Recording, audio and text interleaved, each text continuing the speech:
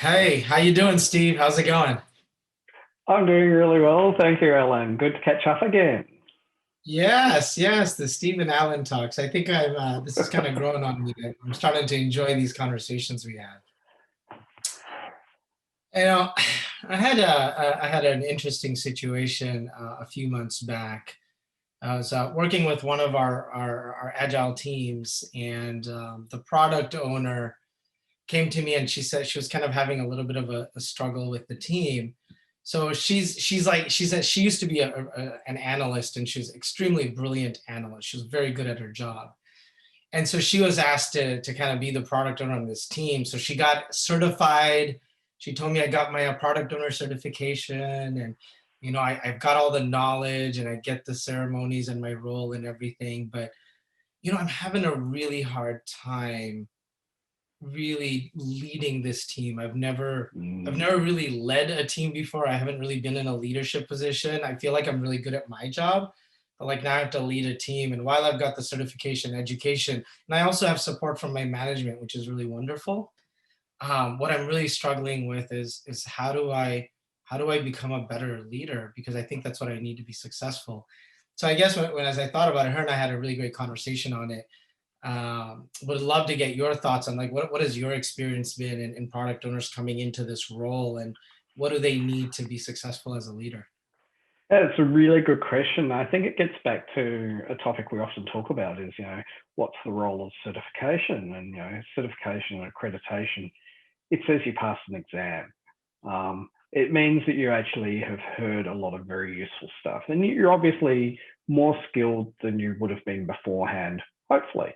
Um, but people come into roles from many different places.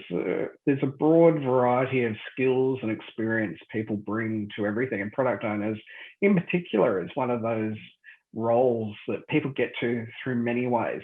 You often get subject matter experts that have come in. You get people that have maybe been salespeople, stakeholder engagement people throughout a business, technical leads or business leads, and sometimes people managers as well. So there's a really broad skill set. The big difference is, I think, in Agile is, shared leadership. It has two elements. One is, everyone is expected to lead now. So, Yeah. as even a Yeah. team member, you will be expected to lead amongst your peers. However, in product owner area, you're leading the direction finding for the team. You're the Right. scout who's paving in front of the team saying, here's the way we need to go. I know the direction is over there. I'm the main scout. Follow me and we'll get to the target. If you're not used to doing that quite literal leading, it's really daunting and you're going to be looking to develop skills really fast. Um, You one know way the, I the think, yeah, yeah the one thing is I was kind of thinking about what you were saying. When her and I were talking, we got to start to talk about trust. yep, And part of trust, when we think about Stephen Covey's book on speed of trust, one of the elements is credibility. And so she's always had credibility because of her skills, right, and what she's good yep. at. And so she's always felt like people value what I do because I'm good at my job. And so and then that's an interesting thought, because as you think about leading a team, you have to trust your leader. And so as a leader, if your trust is predicated on your ability to do the work, how do you inspire and empower others to be their best, right? And still build trust. So that was an interesting discussion her and I had, a very big aha moment. And I think that builds into the concept of when you're talking about leadership, there's trust and there's authority as well. Similar concept of various types of authority. There's expertise authority. I have authority on saying it needs to be done this way because people see I have experience in it. I have authority to say, here are the 5 things we need to do because the organization has designated I have positional authority. There's other sorts of authority in there as well. I think what people can do when they find themselves in these roles is they can dig in and find that source of authority that put them in those roles in the first place.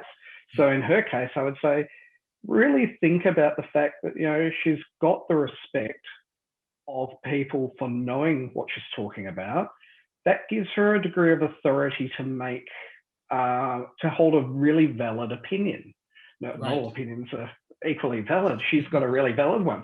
And then it's, how do I turn that valid opinion and that authority on the subject matter into leadership? And that's about, how do I get the trust? And for me, it's about working with your other leaders who are the team members, really opening up that two-way conversation and being really open and recognizing their knowledge and their input as well. And that full disclosure, I think, is a really great starting place to build that trust. I'm here because, I really understand what the things are we need to build in order to get there. I'm here because I know the way to get to the target. You're here in the team because you've got the skills to actually build the boat when we get to the river. We're together, we will get there. Without me, we might go the wrong place. Without you, I can't get there.